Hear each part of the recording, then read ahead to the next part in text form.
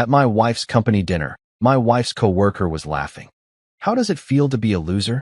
Your wife is the breadwinner of your home. Everyone laughed, including my wife, except me. I just smiled and asked the CEO, how does it feel to know that this loser owns 90% share of your company?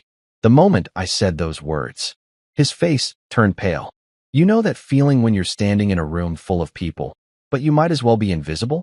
That's exactly where I found myself tonight, nursing a whiskey that tasted like disappointment at Dana's company dinner. The Hilton ballroom was all glitz and glamour, crystal chandeliers casting golden light over tables draped in white linen, waiters in bow ties weaving between conversations about quarterly reports and market projections.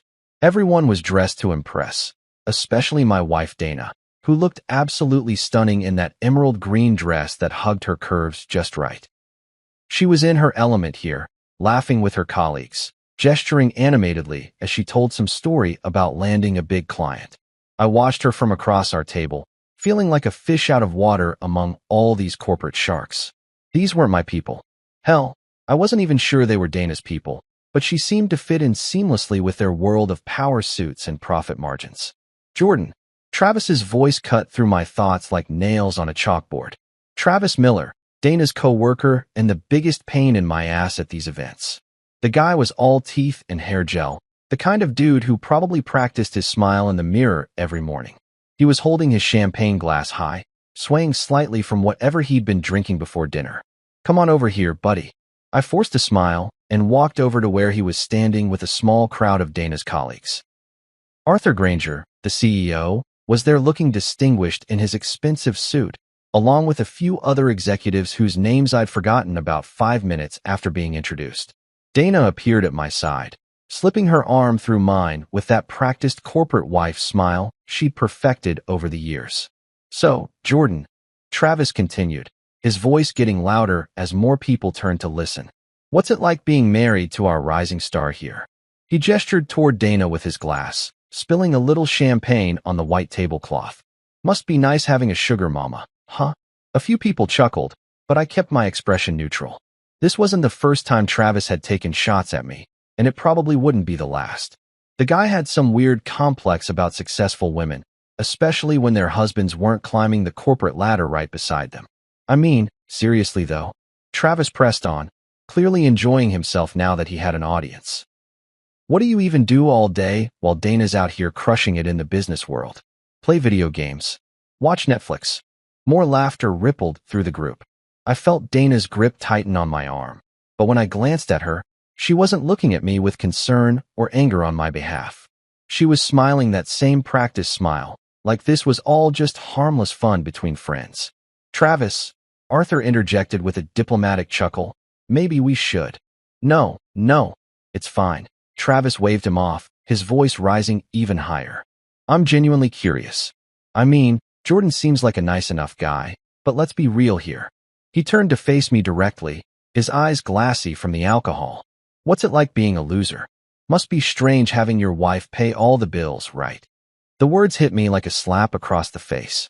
The entire table went quiet for a heartbeat, then erupted in laughter. Even some people from neighboring tables turned to see what was so funny. And there, right next to me, was Dana, laughing along with the rest of them.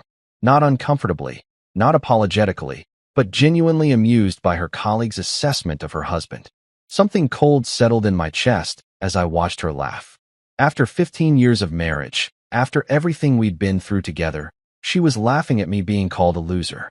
In front of all these people who barely knew me, who had no idea what I'd sacrificed or what I'd built before I decided to step back from the spotlight. I stood there for a moment, letting the laughter wash over me, feeling smaller and smaller with each passing second. Then something shifted inside me. Maybe it was the whiskey, maybe it was years of biting my tongue at these events, or maybe I was just tired of being treated like Dana's accessory instead of her equal. I smiled, not the forced smile I'd been wearing all evening, but a genuine one that probably looked a little scary given the circumstances. The laughter started to die down as people noticed my expression. You know what, Travis? I said, my voice calm and steady. You're absolutely right. It must seem pretty strange from where you're sitting. I turned to Arthur Granger, who was looking increasingly uncomfortable as he sensed the shift in the room's energy. Arthur, I continued, still smiling that same unsettling smile. How does it feel to know that this loser owns 90% of your company? The silence that followed was so complete you could have heard a pin drop in that massive ballroom. Arthur's face went white as a sheet, his champagne glass frozen halfway to his lips. Dana's arm fell away from mine as she stared at me with her mouth slightly open, confusion and disbelief written all over her face. Travis, meanwhile, looked like someone had just told him Santa Claus wasn't real. His stupid grin melted away as he tried to process what I'd just said. What? Dana whispered, her voice barely audible over the sudden tension. I looked around the table at all these people who had been laughing just seconds ago, enjoying my humiliation, treating me like some kind of joke. Now they were all staring at me like I'd just revealed I was an alien from another planet. Did I stutter? I asked, my voice still perfectly calm. Orion Systems. Remember that little tech startup that merged with Nextra 5 years ago? The one that basically saved this company from bankruptcy. I paused, watching realization dawn on Arthur's face. Yeah, that was mine. Still is, actually. Dana's wine glass slipped from her fingers and shattered on the floor, red wine spreading across the white tablecloth like blood. The sound seemed to break whatever spell had fallen over the room, and suddenly everyone was talking at once. Whispered conversations, urgent questions, the scraping of chairs as people leaned in to hear better. But I was done. I'd said what I needed to say. I straightened my tie, took one last look at my wife's stunned face, and walked away from the table. As I headed toward the exit, I could hear the chaos erupting behind me. Arthur's panicked voice trying to restore order, Dana calling my name, Travis demanding to know if what I'd said was true. Just like that, the game had changed. After years of playing the quiet husband, the supportive spouse who stayed in the background while his wife shined, I'd finally reminded them all of something they'd apparently forgotten. You should never underestimate the person you're laughing at. They might just own everything you think you know. The hotel's marble floors echoed with each step I took toward the exit, but I could feel their eyes burning into my back like lasers. Every conversation in that ballroom had stopped dead, and I knew without looking that dozens of corporate vultures were craning their necks to watch the quiet husband make his dramatic exit. Good. Let them stare. Let them wonder how badly they'd screwed up by underestimating the guy they'd been treating like Dana's pet dog for the past 5 years. I was almost to the revolving doors when I heard the rapid click-clack of heels on marble behind me. Jordan, wait. Dana's voice was sharp with panic, cutting through the ambient noise of the hotel lobby. I didn't slow down. If anything, I picked up the pace, my hands shoved deep in my pockets as I navigated through clusters of tourists and business travelers. Jordan, damn it, stop. The desperation in her voice was something I hadn't heard in years, not since her dad had his heart attack, and she thought she might lose him. But I kept walking. She wanted to chase me? Fine. She could chase me all the way to the parking garage if she felt like it. I heard her stumble slightly. Those designer heels weren't made for speed. And then she was right behind me, breathing hard. What the hell do you mean you own the company? She demanded, grabbing my arm and trying to spin me around to face her. I stopped walking but didn't turn around immediately. Instead, I stood there for a moment, listening to her ragged breathing, feeling the weight of her manicured fingers digging into my jacket sleeve. When I finally faced her, she looked like she'd seen a ghost. Her perfectly applied makeup was starting to smudge around her eyes, and that emerald dress that had looked so stunning an hour ago was now wrinkled from her sprint across the hotel. You really don't know, do you? I asked, studying her face carefully. The confusion there seemed genuine, but then again, Dana had always been good at playing whatever role the situation required. You honestly have no clue who you married. Don't be cryptic with me right now, she snapped, her corporate executive voice kicking in. Explain to me how you can possibly own 90% of Nexera when you've been unemployed for the past 3 years. Unemployed. The word hit me like a punch to the gut, even though I'd heard her use it before when talking to her friends. Never to my face, of course, but I'd overheard enough phone conversations to know how she really saw our arrangement. Her successful career, my retirement, that she apparently viewed as extended unemployment. That's what you think I've been doing. I laughed, but there was no humor in it. Sitting around unemployed while you bring home the bacon? Well, What else would you call it? She shot back, her voice rising. A few people walking past us turned to stare, but Dana was too worked up to care about making a scene. You haven't had a real job since you sold that little software company back in. That little software company, I interrupted, was Orion Systems. And I didn't just sell it, Dana. I merged it with a failing tech firm called Nexra Corporation. Ring any bells? The color drained from her face as the pieces started clicking together in her mind. I could practically see the gears turning as she remembered conversations from years ago, back when she was just a junior analyst and I was still actively involved in the business world. That's impossible, she whispered, but I could tell she was starting to remember. Orion Systems that was a major player. The merger saved Nexra from bankruptcy. It was worth millions. Try hundreds of millions, I corrected. And it wasn't worth that much. It is worth that much. Present tense, Dana. Because I never sold my shares. I just stepped back from day-to-day operations and let Arthur run the show while I focused on other things. Other things like what? She demanded. But her voice had lost its edge. Now she just sounded confused and maybe a little scared. Like being your husband, I said simply. Like cooking dinner every night while you worked late. Like handling the mortgage payments and the car insurance and all those boring financial details you never wanted to deal with. Like supporting your career while everyone assumed I was some kind of deadbeat. She stared at me for a long moment, and I could see her trying to reconcile the man she thought she knew with the reality standing in front of her. All those times she'd introduced me as someone who used to work in tech. All those dinner parties where she'd made jokes about me being retired at 45. All those corporate events where colleagues like Travis felt comfortable mocking me because she'd never bothered to set the record straight. Why didn't you ever say anything? She asked finally. Because I wanted you to love me for who I am, not what I own, I replied.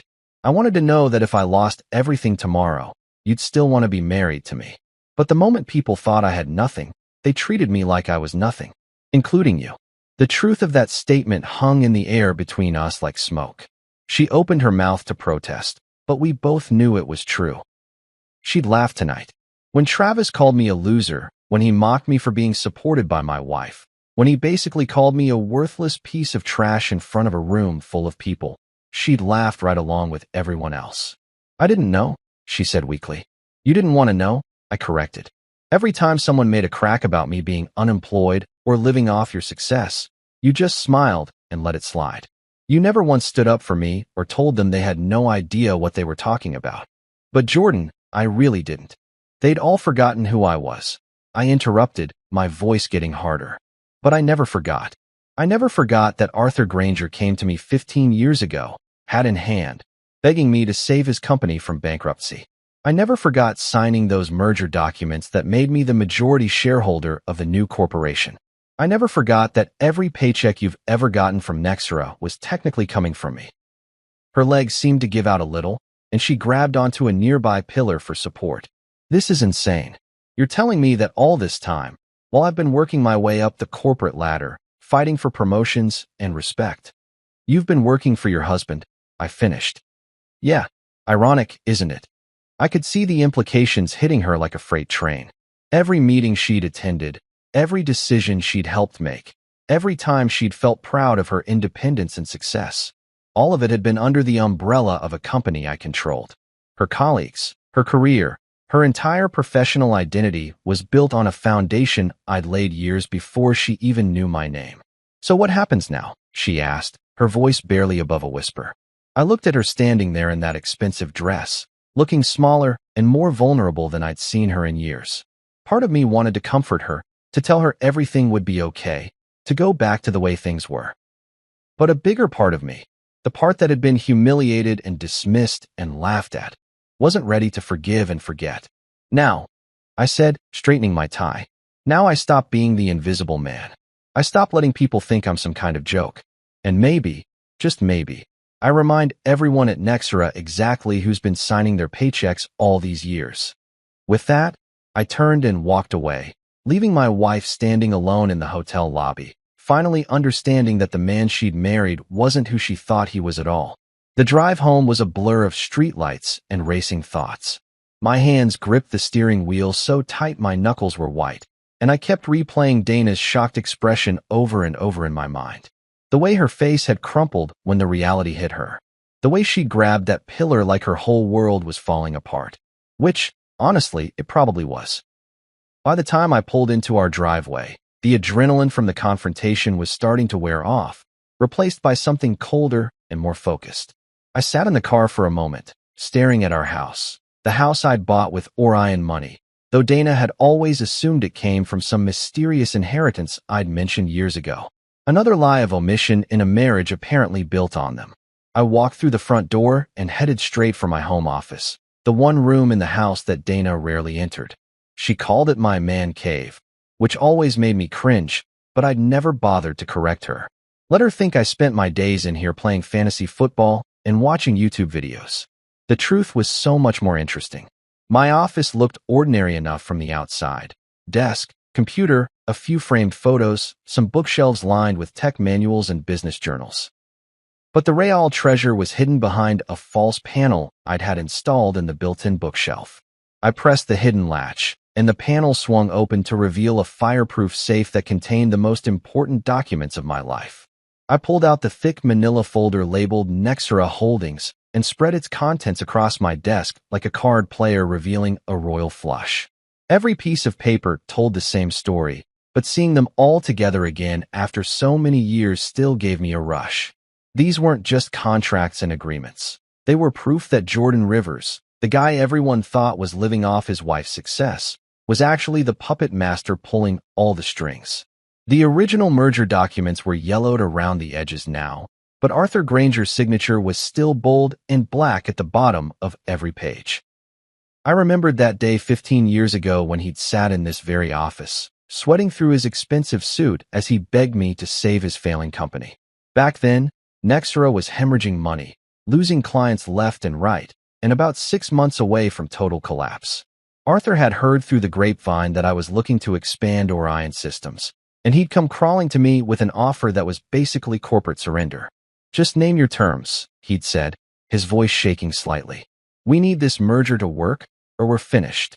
I'd been generous, maybe too generous. Instead of crushing Nexera completely and absorbing their assets, I'd structured the deal to keep their brand alive while giving me controlling interest. 90% ownership, to be exact, with full voting rights and veto power over any major decisions. Arthur kept his CEO title and a nice salary, and his employees kept their jobs. Everyone won, especially me. But the real genius of the arrangement was the blind trust I'd insisted on. All my shares would be held by a private investment firm, with my identity protected from public disclosure. As far as most people knew, Nexera had been saved by some mysterious corporate investor who preferred to remain anonymous.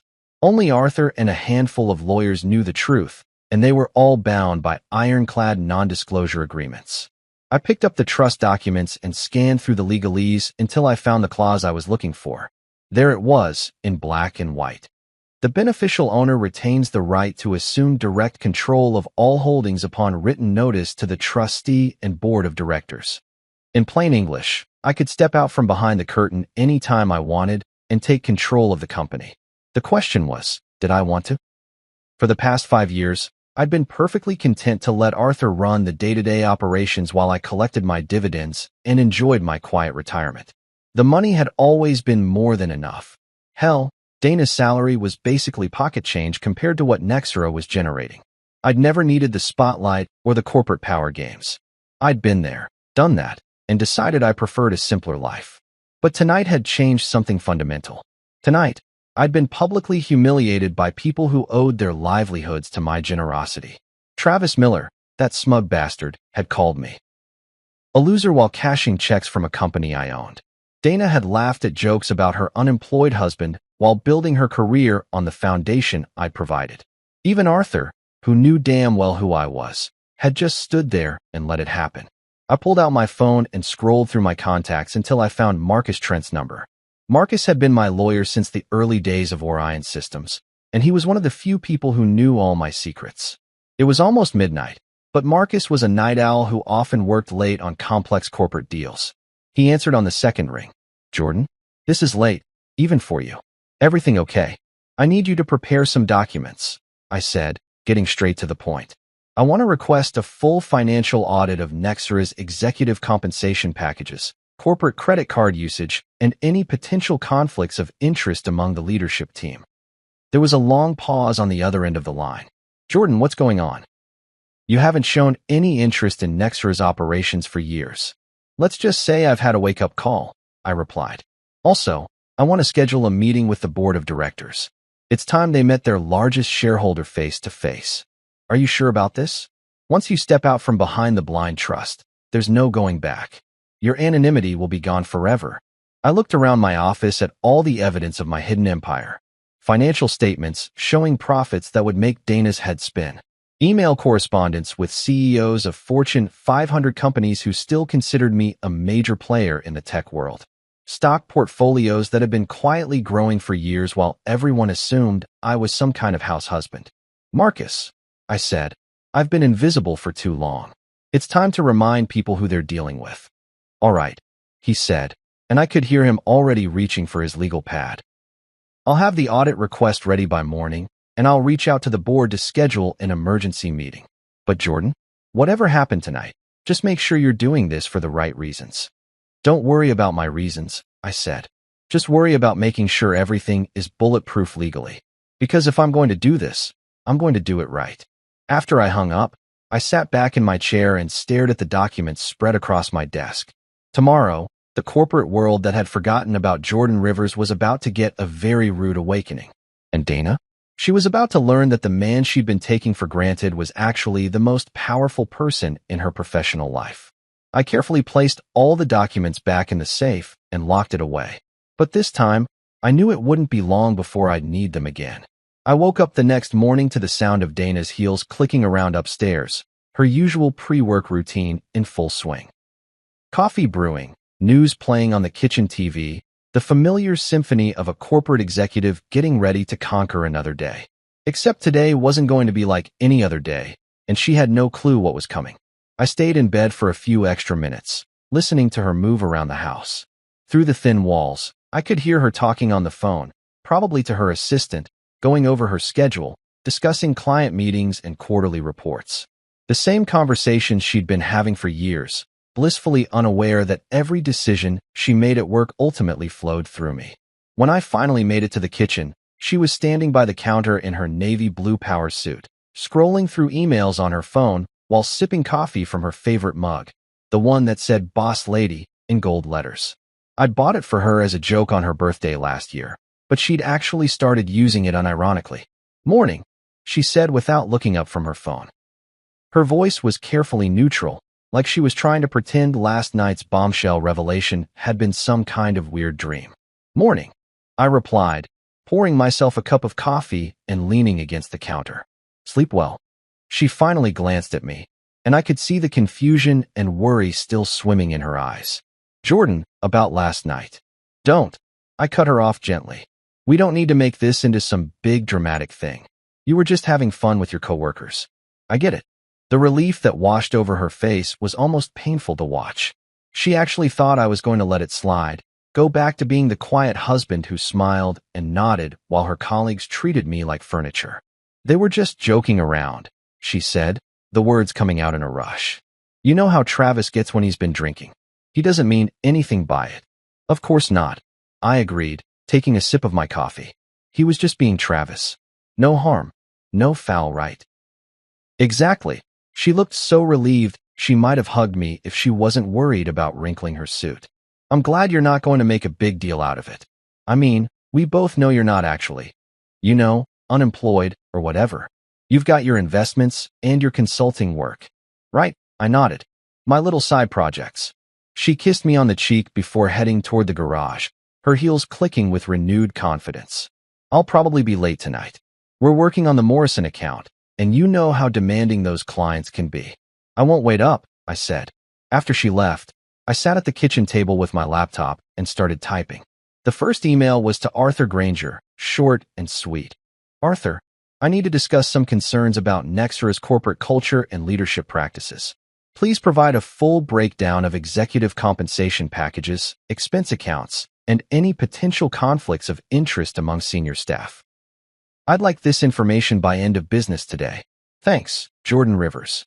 I read it over twice before hitting send. Arthur would probably have a heart attack when he saw my name in his inbox, especially after last night's little scene. He'd spent 5 years hoping I'd stay in the shadows forever, and now I was asking for detailed financial records like some kind of activist investor. My phone was ringing before I'd even finished my second cup of coffee. Marcus Trent here, came the familiar voice of my lawyer. I've been up all night working on those documents you requested. Are you absolutely sure you want to go through with this? More sure than I've been about anything in years, I replied. What V you got for me? Well, the audit request is ironclad.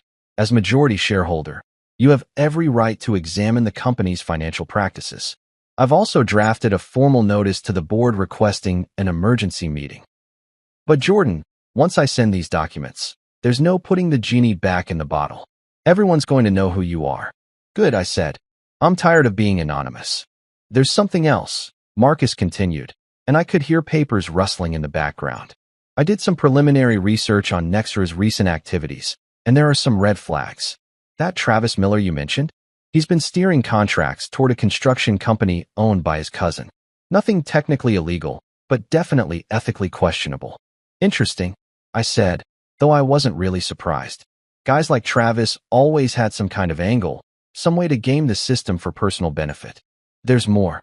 Several executives have been using corporate credit cards for personal expenses, fancy dinners, golf trips, even some questionable client entertainment that looks more like family vacations. Arthur's been pretty loose with oversight. I felt a cold smile spreading across my face. Arthur had gotten comfortable, maybe too comfortable. He'd probably figured that his mysterious investor would never bother to look under the hood, never question how the company was being run as long as the profits kept flowing. Send everything, I told Marcus.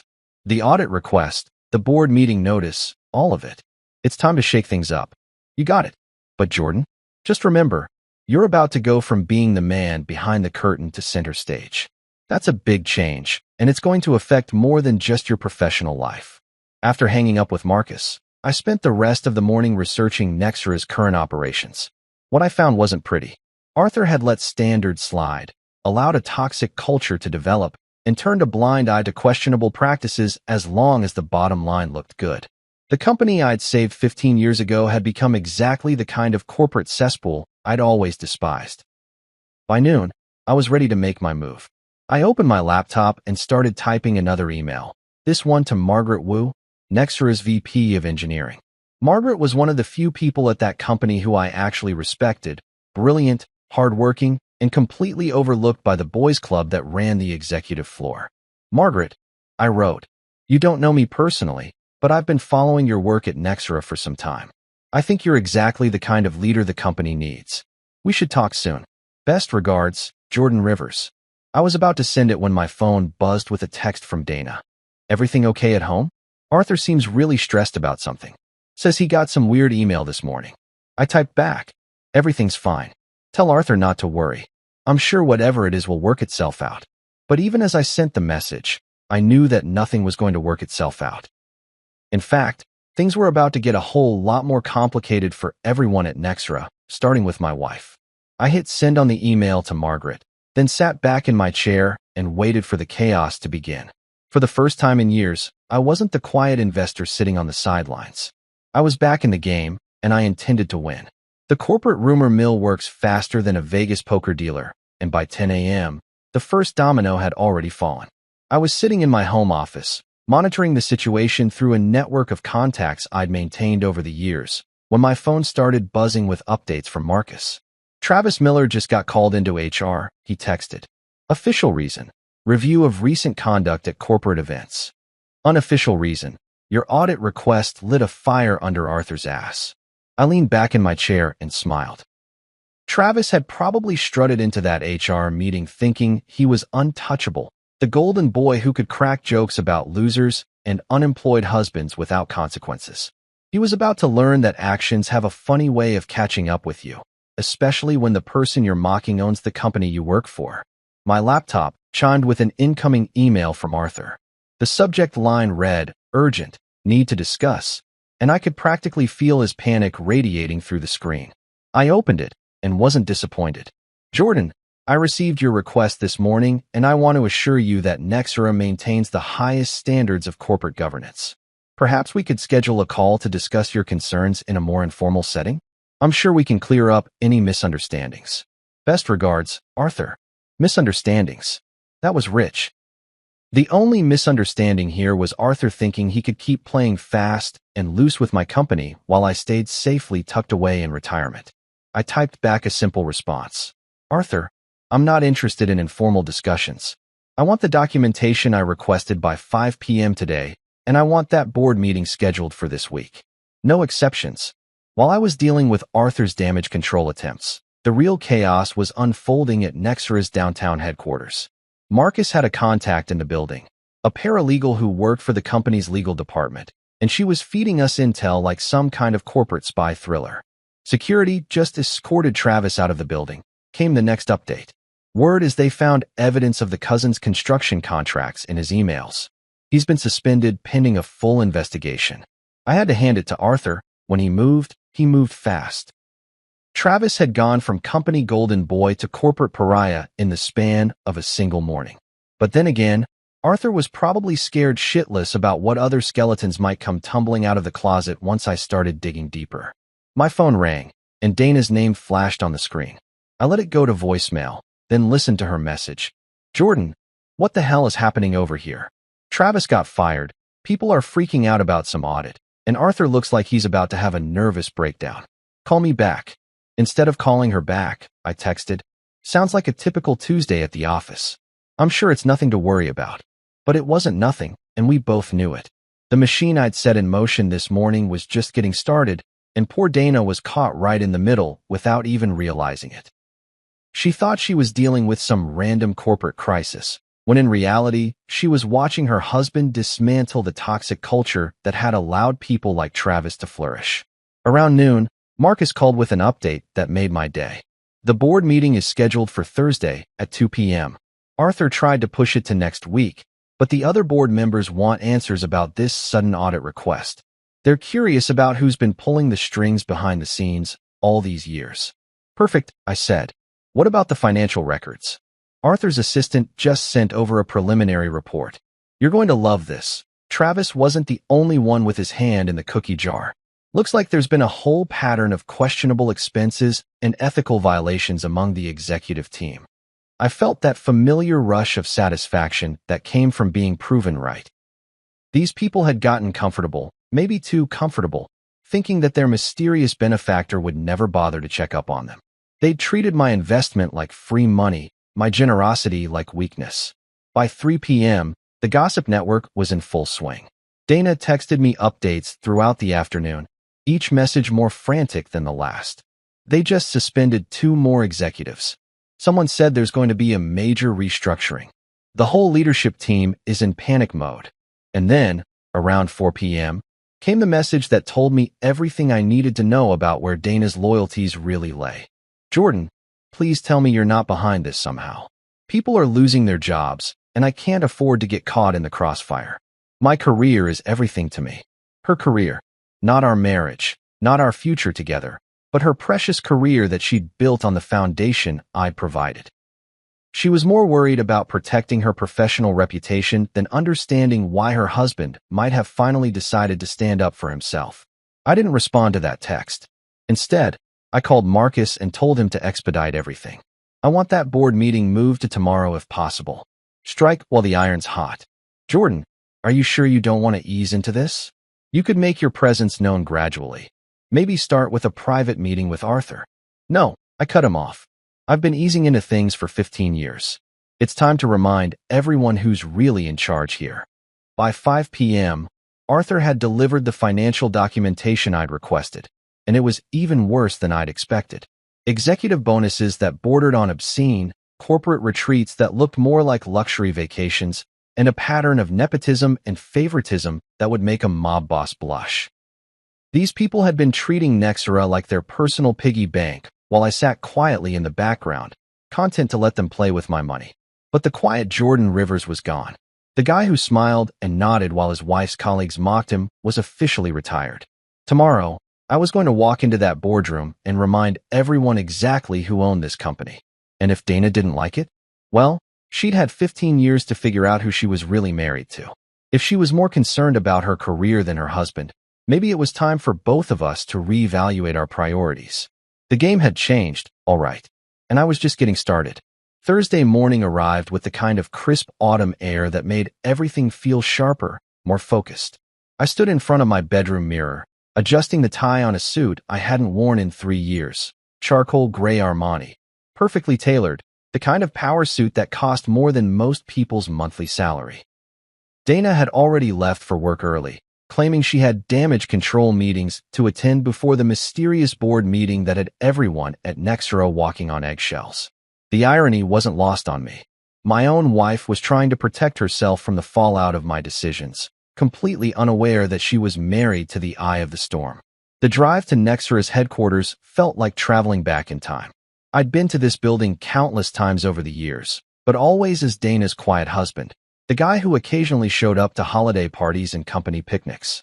Today, I was walking through those glass doors as Jordan Rivers, majority shareholder and the man who'd been pulling the strings from behind the curtain for 15 years. Marcus met me in the parking garage, looking sharp in his usual Navy suit and carrying a briefcase that probably cost more than some people's cars.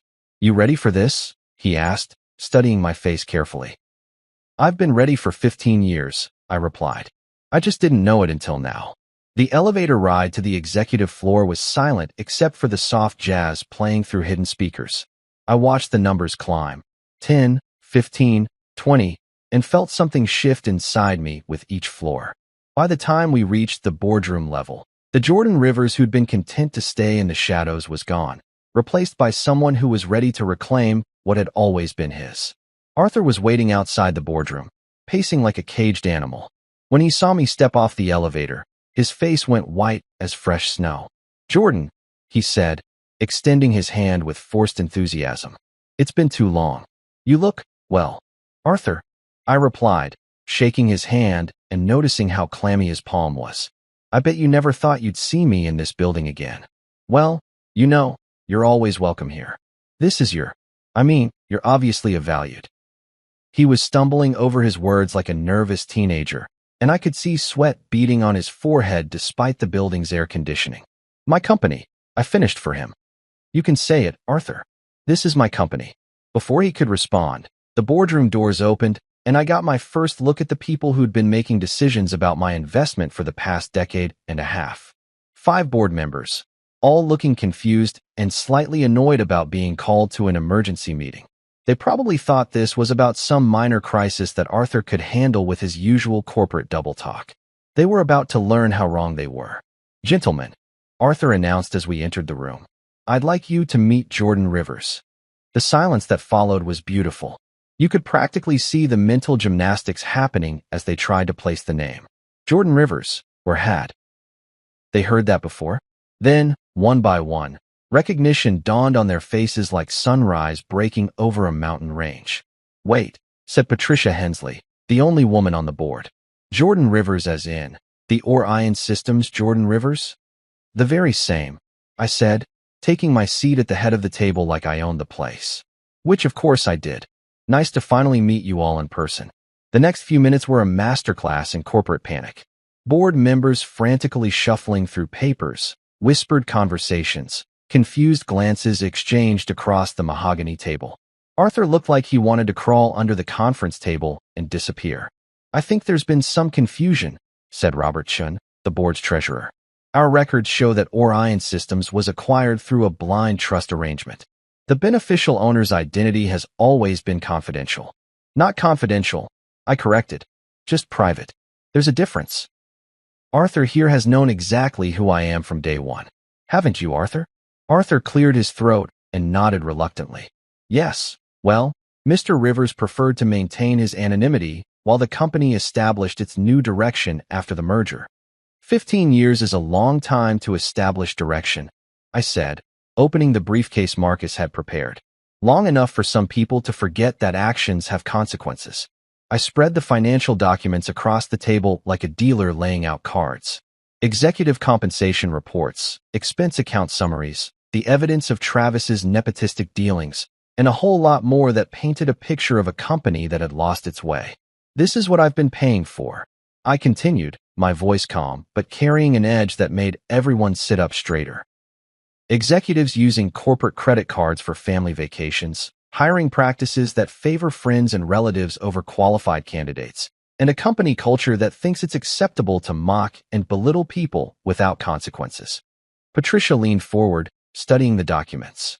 These are serious allegations, Mr. Rivers. If even half of this is accurate, it's all accurate, I assured her. And it's just the tip of the iceberg. You see, when you think the boss is never watching, you tend to get sloppy. You start treating the company like your personal playground instead of a business. Arthur was sweating openly now. Jordan, if there have been some irregularities, I'm sure we can address them through proper channels. The proper channel, I interrupted, is me standing up and taking control of the company I've owned all along. Which brings me to why we're all here today. I pulled out one final document. A formal notice of intent that Marcus had drafted the night before. Effective immediately, I'm exercising my right as majority shareholder to assume direct operational oversight of Nexra Corporation. Arthur, I appreciate your service over the years, but your resignation will be accepted immediately. The room erupted in a chorus of shocked voices, but I held up my hand for silence. I'm not finished. Travis Miller's termination will stand, obviously, but there are going to be other changes as well, starting with a complete overhaul of our executive team and our corporate culture. I stood up and walked to the floor-to-ceiling windows that overlooked the city skyline. Somewhere down there, Dana was probably sitting in her office, completely unaware that her husband had just fired her boss and taken control of the company she'd spent years climbing the ladder at. You see, I said, turning back to face the room. I've spent 15 years watching this company from the shadows. I've seen how you treat people when you think no one important is watching. I've seen how you operate when you think the money will keep flowing no matter what you do. I walked back to my chair, but remained standing. Well, someone important was always watching. And the money keeps flowing because I allow it to flow.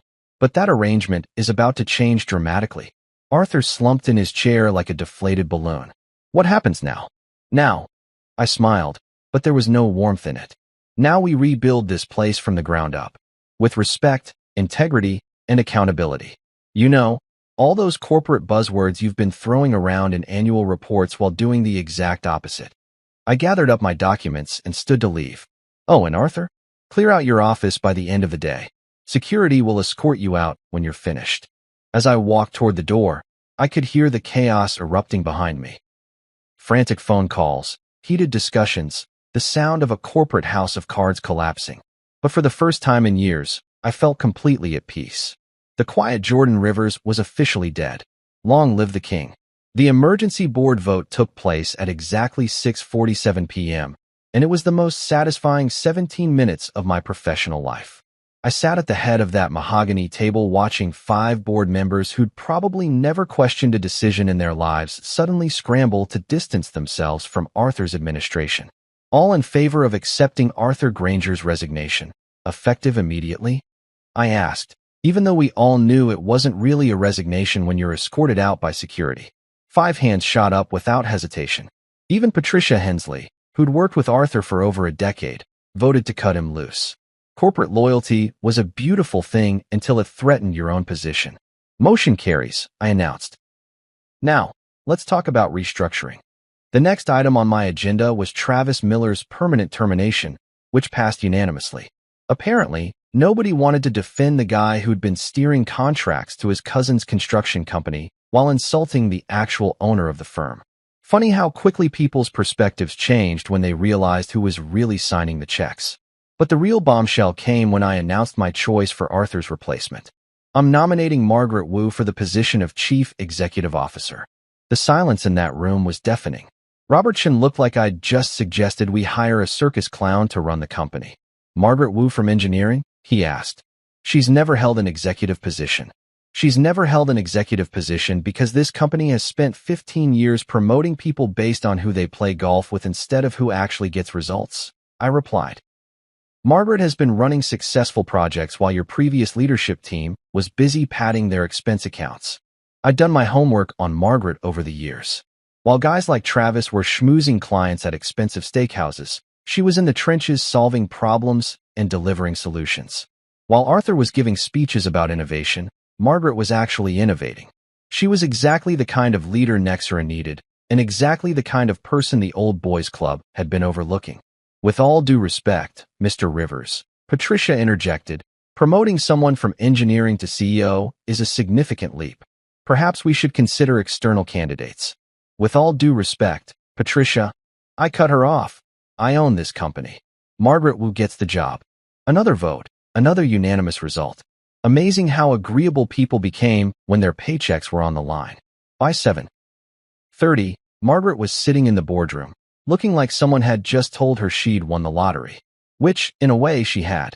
I'd called her up from engineering 20 minutes earlier with a simple message. Margaret, I need you in the boardroom. Now. She'd arrived still wearing her work clothes, khakis, and a Nexera polo shirt, looking completely out of place among the suits and ties. But when I explained what was happening, when I told her she was about to become the CEO of a multi-million-dollar corporation, something incredible happened. Her eyes lit up with the kind of fire I hadn't seen in corporate leadership for years. I want you to run this place with respect, I told her as the board members filed out, already making phone calls and planning damage control strategies. Respect for employees, respect for clients, and respect for the fact that this company exists to solve problems, not line pockets. Margaret nodded, tears forming in her eyes. Mr. Rivers, I don't know what to say. I've been watching this place operate for 10 years, seeing all the waste in politics, wishing someone would actually care about doing good work instead of just looking good on paper. Well, now you're in charge of fixing it, I said. Full operational control, my complete backing, and a mandate to clean house however you see fit. As I stood to leave, I noticed Dana standing in the hallway outside the boardroom, her face pale as moonlight. She'd obviously heard about the emergency meeting, probably gotten updates throughout the evening about Arthur's firing and the complete restructuring of her company's leadership. But for the first time since this whole thing started, she wasn't looking at me with confusion or anger. She was looking at me with something that might have been respect. Or maybe it was fear. At this point, I wasn't sure there was much difference. Margaret, I said, turning back to our new CEO, your first order of business is to review every employee's performance based on merit, not politics. I want the good people promoted and the deadweight removed. This company is about to remember what it means to earn success instead of inheriting it. I walked past Dana without a word, leaving her standing there as the reality finally sank in. Her quiet husband hadn't just owned the company all along. He'd just completely transformed it in a single evening. I made it exactly 3 steps through our front door before Dana exploded like a shaken champagne bottle. She'd beaten me home by 20 minutes. Probably breaking every speed limit between downtown and our subdivision, and she was pacing around our living room like a caged tiger when I walked in. You embarrassed me, she screamed, whirling around to face me with mascara streaked down her cheeks. Do you have any idea what you've done? Everyone at work is talking about how I didn't even know who my own husband was. They think I'm either the world's worst wife or a complete idiot. I loosened my tie and hung my jacket on the back of a chair, taking my time while she worked herself into a full-blown meltdown. Which one are you more worried about? I asked calmly. Don't you dare turn this around on me. Her voice cracked with emotion. I've spent years building my reputation at that company, years proving myself, and you just destroyed it all in one night. Margaret Wu is my boss now, Margaret from engineering. Do you know how humiliating that is? About as humiliating as having your coworkers call your husband a loser while you laugh along. I suggested, sitting down on the couch and watching her pace back and forth across our hardwood floors. She stopped mid-stride, her mouth opening and closing like a fish gasping for air. That's not. I didn't. It was just harmless office banter. Harmless, I repeated. Right. Travis calling me unemployed was harmless. Him asking what it's like to be a loser was harmless. You laughing when he said it must be strange having your wife pay the bills. That was all just harmless fun. I laughed because it was awkward, she protested, throwing her hands up in the air. What was I supposed to do? Cause a scene at a company dinner? Make everyone uncomfortable? I leaned back against the couch cushions and really looked at my wife. This woman I'd been married to for 15 years, who was standing in our living room having a complete breakdown because her professional image had taken a hit. Not because she'd hurt me. Not because she'd realized how badly she'd misjudged the man she'd promised to love and honor, but because she was embarrassed. You were supposed to defend your husband, I said quietly. You were supposed to tell Travis to shut his mouth and show some respect. You were supposed to act like you actually knew who you married. But I didn't know, she wailed, and finally, the real truth came pouring out. I didn't know you still owned everything. You never said anything. You let me think you were just, retired, living off investments and consulting fees. You cooked dinner every night and fixed things around the house, and you thought I was a kept man? I finished. You thought you were the breadwinner supporting her unemployed husband. And that was fine with you as long as nobody said it out loud. She collapsed onto the opposite end of the couch, her designer suit wrinkled and her perfect hair falling out of its pins. That's not fair. I never thought of you that way. Dana, you introduced me as someone who used to work in tech at every single company event for the past 3 years. You bought me a coffee mug that says, "World's okayest husband" for my birthday. You told your mother I was having a midlife crisis when I bought that motorcycle. Those were just jokes. No, I said, standing up and walking to the window that overlooked our backyard. Those were signs of how you really saw me. And the moment Travis said out loud what you'd been thinking for years, you laughed because it was true. At least, you thought it was true. I could hear her crying behind me, soft hiccuping sobs that might have broken my heart a week ago. But right now, all I felt was tired. Tired of being misunderstood, tired of being underestimated, tired of being married to someone who was more concerned about her corporate reputation than her husband's dignity. I wanted you to love me even if I had nothing, I said, still looking out at the yard where I'd spent countless Saturday afternoons mowing grass while she worked late at the office. I wanted to know that if everything fell apart tomorrow, you'd still want to be married to me. But the moment people thought I had nothing, they treated me like I was nothing, including you. Jordan, please. You laughed when they insulted me, Dana. You sat there in that ballroom, wearing a dress I paid for, at a party celebrating a company I own, and you laughed when someone called your husband a loser. She was sobbing openly now, curled up on the couch like a broken doll. I'm sorry. I'm so sorry. I didn't know. I swear I didn't know. I turned around to face her, and for the first time in our marriage, I didn't feel the urge to comfort her when she cried. You didn't want to know. There's a difference. What happens now? She whispered. I looked at this woman who'd shared my bed for 15 years, who'd built her entire professional identity without realizing it was all connected to me, who'd laughed at jokes about my failures while living off my success. Now you learn who you're really married to, I said, and I figure out if I still want to be married to you. The following weeks at Nexera felt like watching a phoenix rise from corporate ashes. I started showing up to the office regularly for the first time in years, not as Dana's quiet husband, but as Jordan Rivers, the guy who'd been pulling the strings all along. The transformation was incredible to witness. Margaret hit the ground running like she'd been born for this job.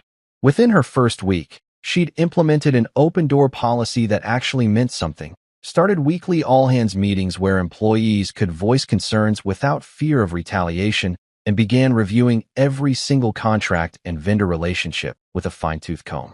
The toxic culture that had festered under Arthur's leadership started evaporating like morning fog. Mr. Rivers, she said during one of our daily check-ins, I've never seen morale improve this fast. People are actually excited to come to work again. She was right.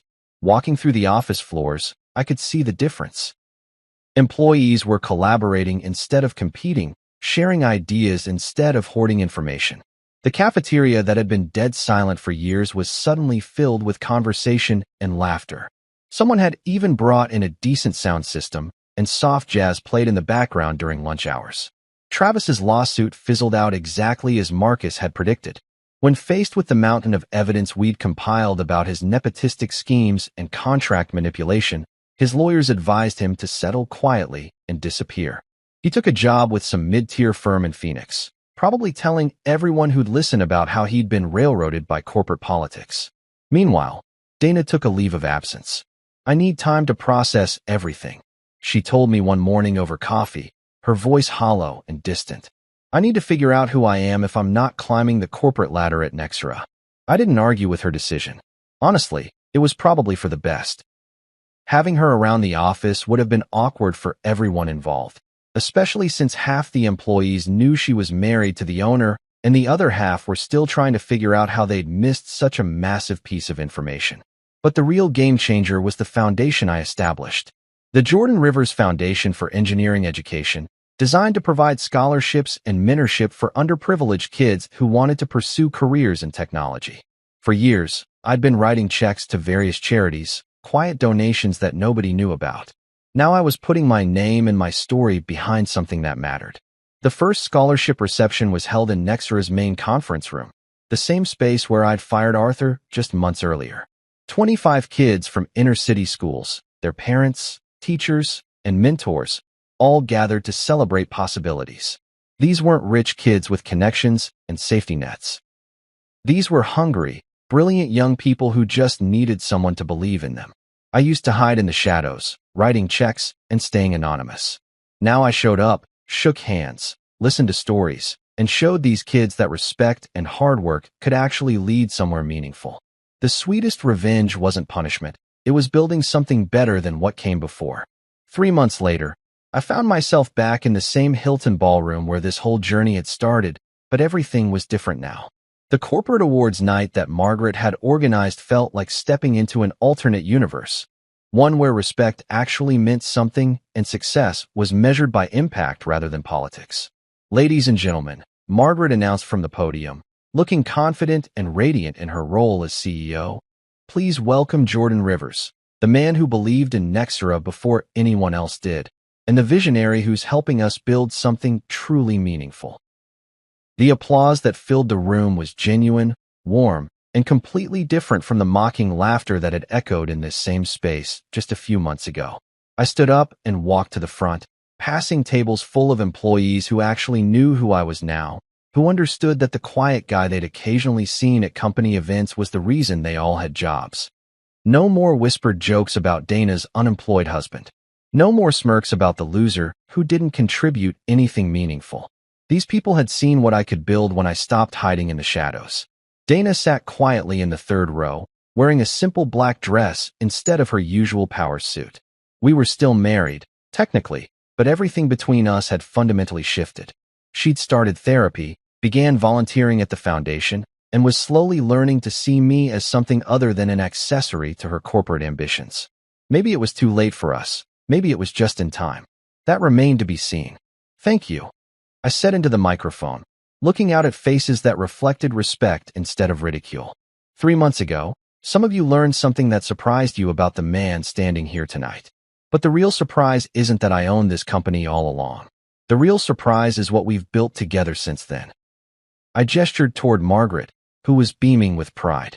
Under Margaret's leadership, Nexra has remembered what it means to actually solve problems instead of just talking about solving them. We've created an environment where good ideas matter more than good connections, where hard work gets recognized, and where respect isn't just a buzzword we throw around in mission statements.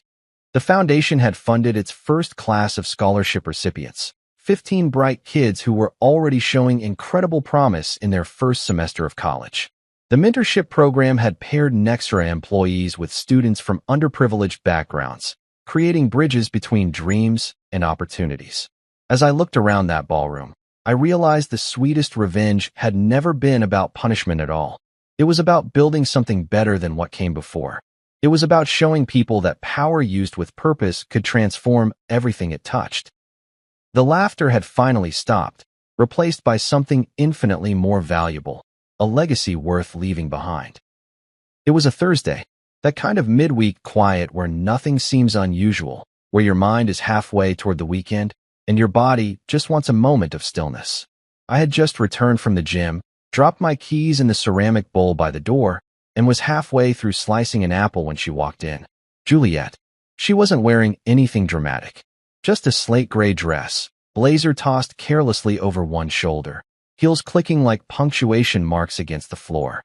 But her face was different. It was expressionless. That's what made it worse. No anger, no sadness, just cold decision. She placed a thick manila envelope on the kitchen counter like she was delivering a menu, then looked up at me and said, "I've inherited $10 million. I want a divorce. Get out by tonight." That was it. Not a pause. Not a flicker of hesitation. Just the sentence dropped like a guillotine. I genuinely thought I'd misheard her. I waited for the punchline. Maybe a dry laugh. A cruel joke, even. Something to suggest I wasn't losing everything over breakfast. But she didn't laugh. She just stood there, arms crossed, like she just handed me my termination letter. I blinked. I'm sorry. What? You heard me, she said. My inheritance came through. There's no need to pretend anymore. I'm done. I want my space back. I want my life back. My jaw clenched involuntarily. It wasn't just the words, it was the ease with which she said them. 7 years of marriage. Dinners cooked. Nights we held each other after bad dreams. Business strategies I stayed up helping her build. All discarded like an unwanted draft. I looked down at the envelope. It had my name on it. Bold. Typed. No handwriting. That told me everything. She hadn't written this. She had prepared it. Pre-planned. Maybe for weeks. Maybe longer. I opened it slowly, the paper slicing the tip of my finger as I pulled out the documents. A paper cut, but it felt like it bled everything. Inside were the divorce papers. A clean list of terms. She was keeping the house, the cars, the artwork, the accounts. I was being left with what I brought in, which, according to her declaration, was minimal. I let out a slow breath. Not anger, not sorrow, just the kind of disbelief that anchors itself in your bones. Then I heard it. Footsteps. Heavy. Intentional. I turned and saw them standing there, her twin brothers. Troy and Mason. 2 men who never did a single thing without a smirk on their faces. They leaned in the kitchen doorway like henchmen in a bad movie, their arms crossed, smugness radiating off them like cheap cologne. She doesn't need you anymore, Troy muttered with a crooked smile. I didn't respond. I just looked at him for a moment, then back at her. She didn't even flinch. Didn't correct him. Didn't soften the blow. She just stood her ground. This was coordinated. I could see it now. Not a heat-of-the-moment decision. This was weeks, maybe months in the making. She'd waited until the money hit her account, until she could surround herself with reinforcements. And then she'd launched her little coup. I stepped back from the counter and ran a hand through my hair. So that's it. I asked. You get your payday, and I become disposable? She tilted her head like she was trying to understand why I was still standing there. I don't love you anymore. I haven't for a long time. I stayed because I had to. Now I don't. The thing is, if she'd cried, I might have broken. If she'd yelled, I might have fought. But she was cold, calculated, detached. And I realized that the woman standing in front of me now wasn't the person I married. Or maybe she was. Maybe I had just refused to see it. My hand was still bleeding lightly from the paper cut. I wiped it on a napkin, then nodded slowly.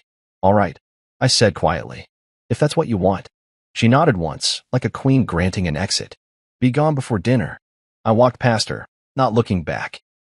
Not yet. Not while they were watching. I went upstairs and entered the bedroom we once shared. It already felt foreign. As I opened the closet, I could see gaps, items missing. My cufflinks. My tablet. A framed photo of my late mother. Gone. She'd been preparing for this. Probably had a bag of excuses lined up if I had noticed earlier. But I didn't. Because I trusted her. I opened my travel case and began to pack. Not much. Just the essentials. The suit my father gave me. My old watch. The passport I kept locked away. I moved with purpose, folding each shirt with the kind of care you give to memories. Not clothes. I could hear them downstairs. Talking. Laughing. The sound made my stomach turn. I grabbed my phone. Opened my banking app. The joint accounts were already inaccessible. My name gone. Just like that. I smiled. Not out of humor. But because I realized something. They thought this was the end of me.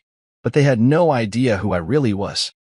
When I finally zipped my bag shut and took one last look at the room, I didn't feel grief. I felt focus. I walked slowly down the stairs, my suitcase trailing behind me. Juliet was in the kitchen now, pouring wine. The gall of it. A toast to betrayal. She didn't look up as I passed. Her brothers did. Troy tilted his head, clearly hoping for some reaction. Some last word. But I gave him nothing. I walked out the front door and paused on the porch. Then I turned back and said, calm as steel, you'll regret this. All of you. They laughed. That was fine. Let them laugh. They wouldn't be laughing for long. Not after what I had planned. Not once I reminded them exactly who they had underestimated. Because this wasn't the end. No, this was the beginning. I wasn't even halfway down the driveway before I heard her voice slice through the air like glass. Hey, that bag stays. I stopped. My fingers wrapped tighter around the suitcase handle, the one bag I'd managed to pack with a shred of dignity left. I turned slightly, not all the way, just enough to see her storming out the front door barefoot, fury in her eyes, wine glass still in hand.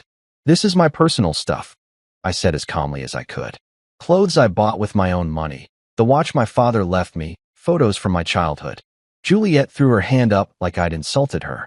Everything in this house is under my name. Everything. And if you walk off with anything, it'll be theft. I stared at her in disbelief. You really want to do this here?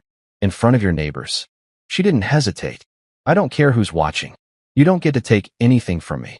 That's when I heard them again, Troy and Mason. Footsteps pounding across the deck behind her like they'd just been waiting for the moment to jump in. They came into view, one on each side of her like twin security guards with a grudge and too much time on their hands. Didn't you hear her? Troy said, folding his arms. Drop the bag. Don't make this harder than it has to be, Mason added. I looked from one to the other. They were built like oak trees, but spoke like teenagers trying to sound tough. Part of me wanted to laugh. Another part of me wanted to snap, but I kept still. Years of swallowing things for the sake of peace had trained me well. I'm not leaving without my things, I said again. You can throw me out, but I won't walk away like a stray dog. That was when it happened. Troy moved first. I didn't even see the fist. Just felt a burning tug at my scalp as he grabbed a fistful of my hair and yanked my head backward. The suitcase dropped from my hand with a hard thud on the walkway. Before I could catch my balance, Mason was at my side, one arm hooked around my torso, the other slamming into my shoulder. I twisted, shouted, tried to break free, but they didn't stop. They dragged me down the front steps like I weighed nothing. My back hit each step hard, scraping against the stone, my arms flailing to grab anything. I heard the sound of fabric ripping. My shirt? My pride? I couldn't tell. Somewhere behind them, Juliet was yelling, "Get him out of here." They threw me like a bag of trash onto the gravel at the bottom of the driveway. I hit the ground with a sick crunch, the kind that tells your bones something's going to bruise tomorrow. I stayed still for a moment, not because I was scared, but because I knew if I got up too fast, I might lose control. And I couldn't afford to do that. Not now. Not in front of them. I wiped my lip. Blood. A thin, sharp line. I stood. Slowly. Quietly. Mason smirked. You're lucky we didn't call the cops. Troy leaned against the porch rail like he'd just finished a workout. You really thought she'd keep you after that check cleared? Juliet stood in the doorway, arms crossed, face like stone. This house was never yours, she said. This life was never yours. I didn't answer. I just looked at her for a long, full second. Not at her makeup or her hair or the expensive robe she wore like armor. I looked at the part she didn't control. Her eyes. There was a flicker there. Not regret. Not sadness. But fear. Fear that I wasn't broken. That maybe I was just quiet. I reached down, picked up my suitcase, now scuffed and dirt-covered, and rolled my wrist to check my watch. Still ticking. Good. I looked back at all three of them, these so-called giants in their little castle, and said in the calmest tone I've ever used, "You'll regret this. All of you." Mason laughed like it was a punchline. Yeah? You gonna sue us? Cry to a judge? Please. You have nothing. You're just mad she finally figured you out. I smiled. A real one this time. The kind that doesn't reach your eyes. I'm not mad, I said. I'm wide awake. Juliet flinched. Only slightly. But I saw it. She knew me better than they did. Knew I wasn't a yeller. Wasn't a fighter. I was a builder. A planner. And she had just given me something I hadn't had in years. A reason. I turned and walked away. Slowly. Not limping. Not running. Just walking. My feet steady. My mind racing. Every step I took was another nail in the coffin of the life she thought she ended. Every footfall was a promise. Because here's the thing no one tells you. When someone strips everything away from you, you stop being afraid of loss. You start seeing clearly. You remember who you are. And I remembered. I remembered every late night I spent teaching myself coding while she slept. Every investor meeting I took while pretending I was just consulting. Every share I bought under different names. Every paper I filed that she never bothered to read. This wasn't the end of my story. This was the spark. They thought throwing me out of the house would be the climax. But it was just the beginning of the first chapter. They thought I had nothing left. But they'd forgotten one thing. I built her. And I could build again. This time, without her. This time better. Smarter. Stronger. And when I did, I wouldn't yell. I wouldn't knock. I'd just show up. And they'd know. They'd know they dragged the wrong man down those stairs. And that everything they laughed at that day was going to burn down in silence. The first night on the outside, I stayed at a hotel. A quiet one by the edge of town with low lighting and worn carpets, nothing flashy. Just somewhere with a bed, a desk, and silence. That's all I needed. Silence. It's funny how after someone tries to destroy you, the first thing you miss is peace. Not revenge. Not power. Just peace. I sat on the edge of that bed for a long time, staring at the wall. My body was still sore from being manhandled like a rag doll, my lips swollen, my scalp tender. But inside, I felt something I hadn't felt in years. Stillness. Like when you hold your breath underwater and finally rise to the surface. They thought they had thrown me out, left me with nothing. But what they didn't understand, what Juliet never cared to ask, was who I really was before I ever walked into her world. She met me when I was quiet, as she liked to say. Low maintenance. A man who didn't mind fading into the background. She used to brag about how I didn't take up space. What she never asked was why I didn't. Because I had already done that part of life. The spotlight, the risk, the chaos. And I had walked away from it all. For peace, for simplicity, for her. I used to be Arlen Rivers. Not the husband who helped with the books. Not the man who used to work in tech. I was co-founder of Zephyr Tech. We built military-grade cybersecurity systems. Our software protected data for governments, hospitals, even space programs. We sold it 5 years ago quietly. Split the deal clean. I took my $18.2 million payout and vanished from the news cycle. Because I wanted to build a life without flashing cameras and paranoid meetings. I wanted a home. A woman I could believe in. And for a while, I thought Juliet was that woman. She never knew. She never wanted to know. She liked the version of me that wore jeans and made omelets on Sundays. She told people I did freelance work, and I let her. It was easier. Let her have the spotlight. Let her father believe he was the one who inspired her to launch her own brand. Let her brothers joke about how I was good with tools. I let them think I was small. Why? Because I didn't care if they thought I was powerful. I cared if she thought I was good. Turns out, that wasn't enough. Now, sitting in that dimly lit hotel room with a bag of clothes and a bleeding lip, I wasn't bitter.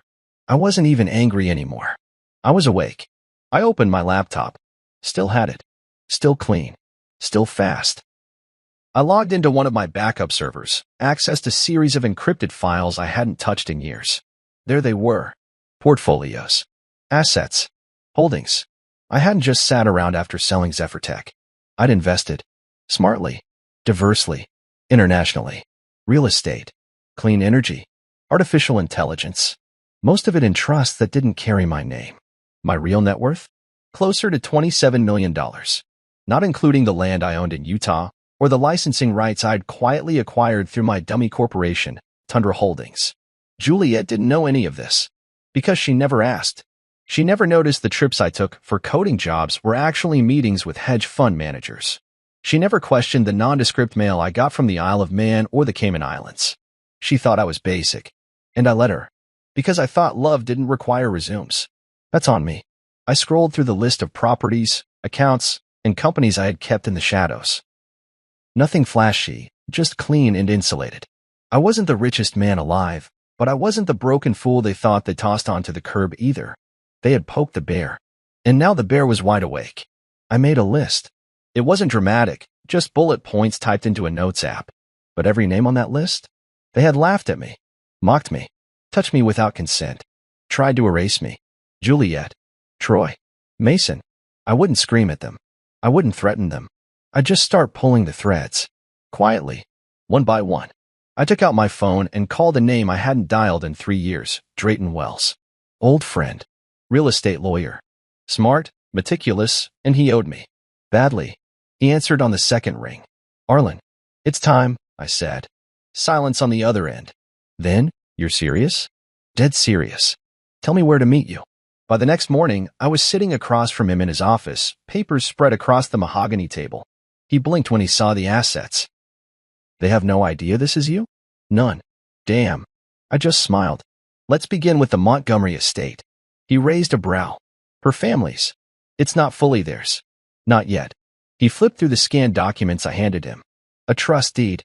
A joint stipulation from grandfather Montgomery's estate plan. You're listed here as co-trustee? In the event of a legal separation or divorce, yes. Juliet's brothers are building on the land. I nodded.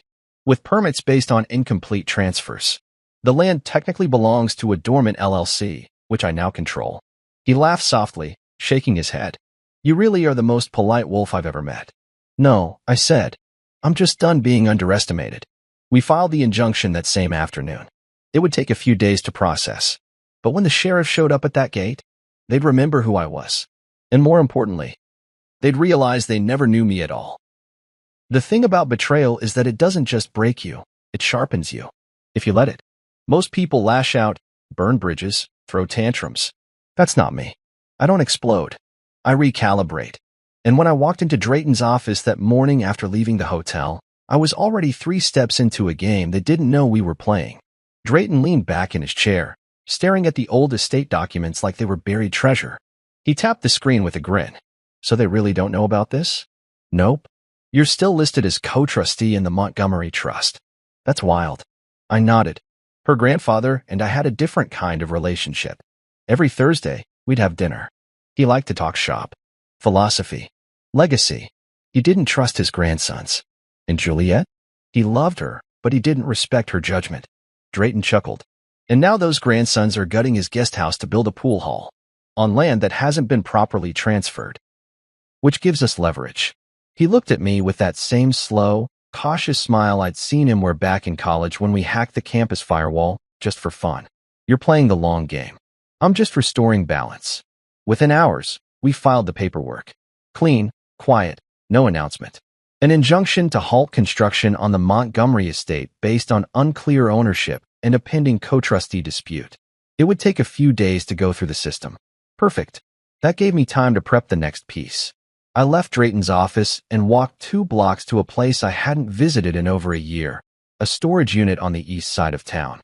Inside, buried under old equipment and boxes of archived data, were the files I needed. Juliet used to tease me about being paranoid, always keeping hard copies of legal papers. Everything's online now, she'd say. Sure, but firewalls can be hacked. Paper is quiet. And in these boxes, I had copies of offshore transfers, silent partnerships, and real estate deeds, all under names she never knew. I spent the next 2 nights reviewing everything. Old passwords still worked. The trusts were intact. The shell companies were undisturbed. It felt like waking up an old machine, slow at first, but deadly once running. The first financial move I made was subtle. I rerouted dividends from one of my European investments, a modest property group in Lisbon, straight into a newly opened local account under a fresh alias.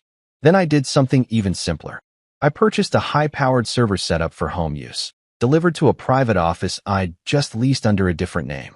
I was rebuilding the lab, and I wasn't alone. Drayton wasn't the only person I reached out to. I called Dahlia Ward, a corporate litigator and financial strategist who once helped me shut down a fraudulent acquisition before Juliet and I ever met.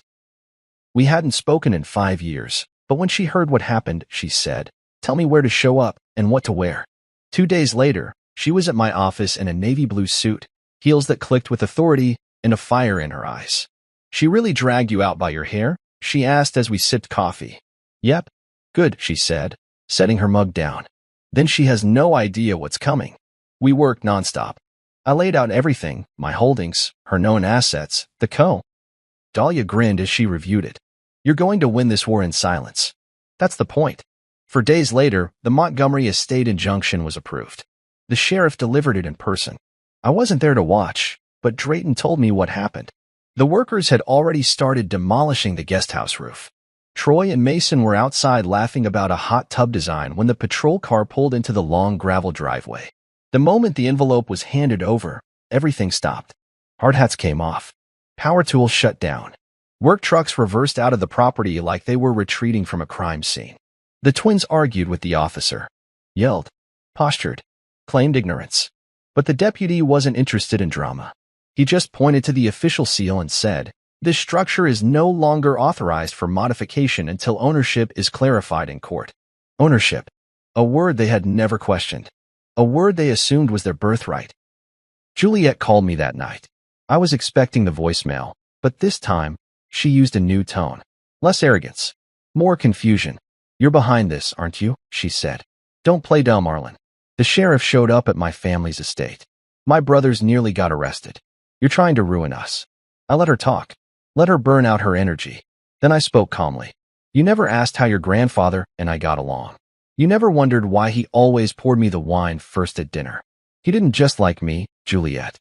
He trusted me, more than he trusted your brothers. Maybe even more than he trusted you." Her silence was like static on the line. "What do you want?" she finally asked. "Nothing you're offering," I said. "But you'll be hearing from my attorneys soon." I ended the call before she could reply.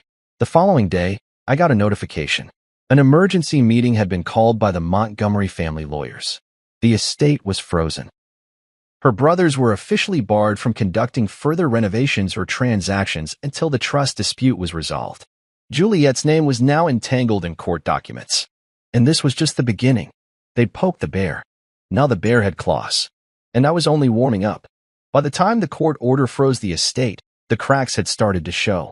I wasn't sitting on some throne cackling in triumph. I was at my desk, in a small rented office space with a coffee that had gone cold, watching the whole house of cards start to lean.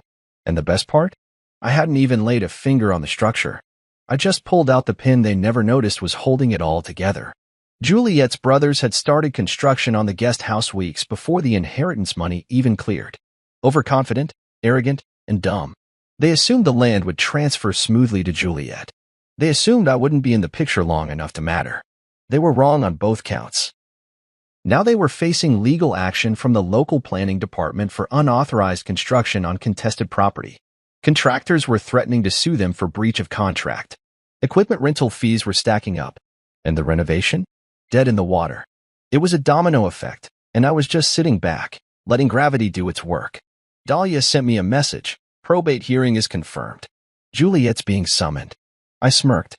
She would have to stand before a judge and answer for the clause her family overlooked, a clause hidden in Grandfather Montgomery's will. One line buried in the fine print. In the event of dissolution of marriage, co-trustee responsibilities and partial ownership default to the surviving spouse. Me. I still remember the day I found that clause. Juliet and I were newlyweds, and her grandfather invited me to his lake house for a private dinner.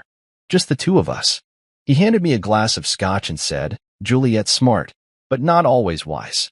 You're steady." Keep her grounded. I thought it was a compliment.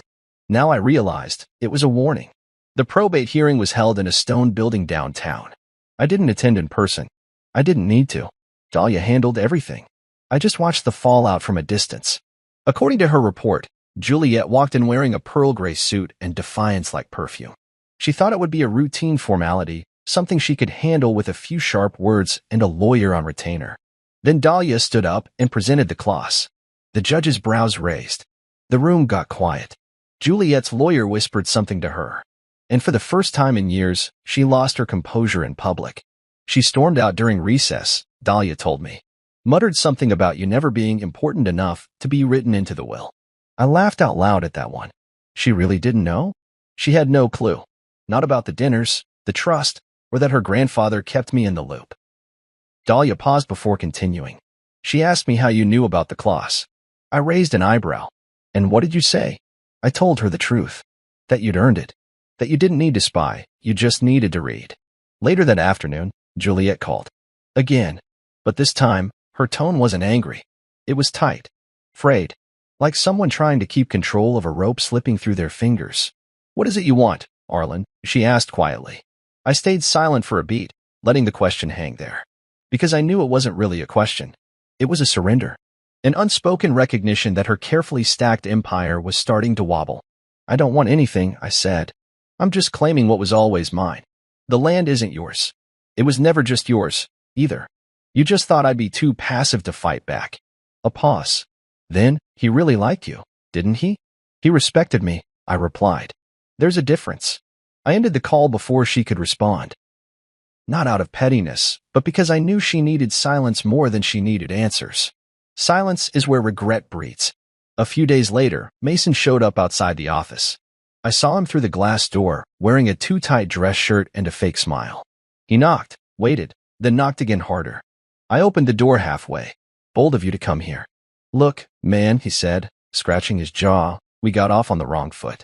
You mean the part where you and your brother dragged me down a flight of stairs? He winced slightly. That was a misunderstanding. Things were heated. Very. Juliet's been rattled lately, he continued, his voice now shifting into that of a salesman trying to close a deal. You got your little win with the estate. Let's not blow this out of proportion. I stepped aside, letting him see the whiteboard on my wall, covered in diagrams, timelines, and case notes. The expression on his face changed. What is all that? Research, I said simply. Preparation. For what? I looked him dead in the eye. For everything else. He left quickly. I knew the message had been delivered. The Montgomery name wasn't untouchable anymore, and the man they treated like an accessory wasn't going to stay quiet. Within the week, rumors started to swirl in their business circles. Something about a pending lawsuit, inheritance trouble, frozen property assets. Investors got spooked. A luxury renovation project tied to the Montgomery name was put on pause. One of Juliet's public endorsements, some influencer skincare brand, quietly dropped her from a campaign. It didn't take much. Just a few whispers in the right ears. Just enough truth to make people question the rest. I didn't have to destroy her brand. She was doing that all by herself. I just made sure the spotlight stayed on. And as I sat in my office one evening, watching emails come in, hearing the buzz build, and watching the empire tremble, I realized something important. Revenge isn't about rage. It's about precision. And they just learned the cost of underestimating a man who once built a tech firm from scratch, walked away from millions for peace, and was now coming back for justice with a calculator, a contract, and a quiet, unshakable calm. The house of cards had begun to tilt. And I hadn't even blown yet. Juliet was thorough. I'll give her that. After she threw me out, she moved fast, too fast. She froze our joint bank accounts before the ink on the divorce papers even dried. Changed the passwords to every streaming service. Removed my name from the health insurance. Canceled the gym membership I'd been using for 6 years. And even revoked the credit card I used for groceries. She thought she had stripped me clean. Like I was just some dependent husband she could unplug like a phone charger. What she didn't know, what she never bothered to know, was that I never needed her money to survive. I had been running Tundra Holdings for 5 years. She never once asked what it was. Tundra was quiet, hidden in plain sight. A holding company set up through a law firm in Delaware with a trust name and zero personal branding. Through Tundra, I owned 3 small tech patents, a pair of beachfront condos in Ghana, and something else far more valuable. Her brand name, Juliet Montgomery's signature collection. Years ago, before she even launched the company, she was just a woman with a dream and a sketchbook.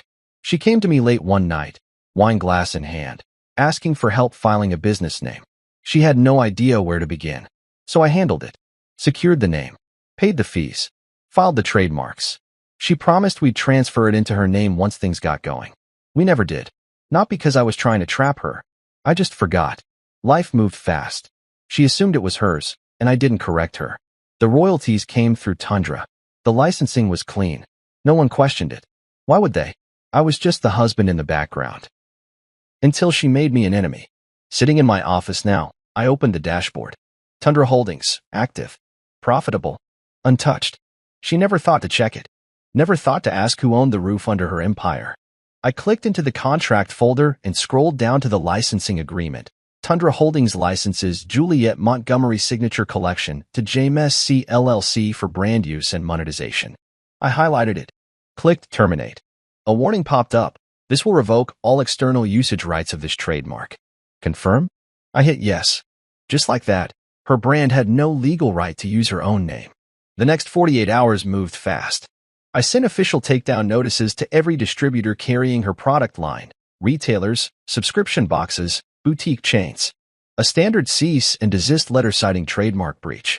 Legal, surgical, emotionless. Then I waited. Not long. Day 2. I got my first call from one of her distributors. Hi, we just received a legal notice regarding the trademark for the Juliet Montgomery collection. Can you confirm this is accurate? Yes. The licensing agreement has been revoked. Will there be a new brand identity we should shift to? Not at this time. Understood. They pulled her listings before noon. Then another call. And another.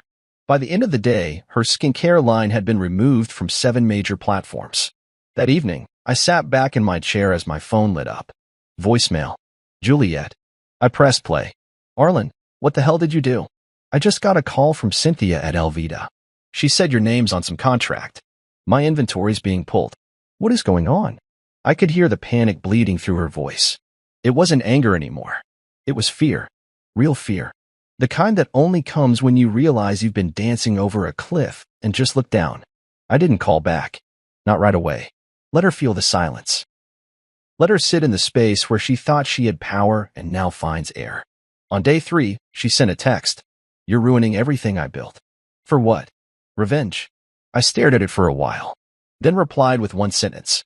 You're not taking anything from here, remember? No response. She knew.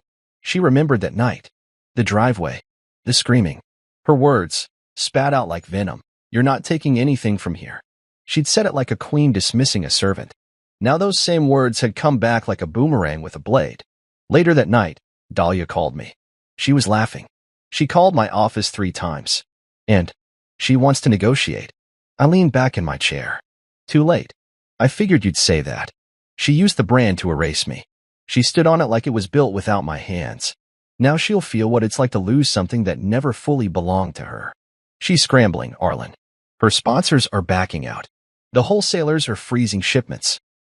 And there's a rumor going around that she might not legally own her own label. Word travels fast. Good.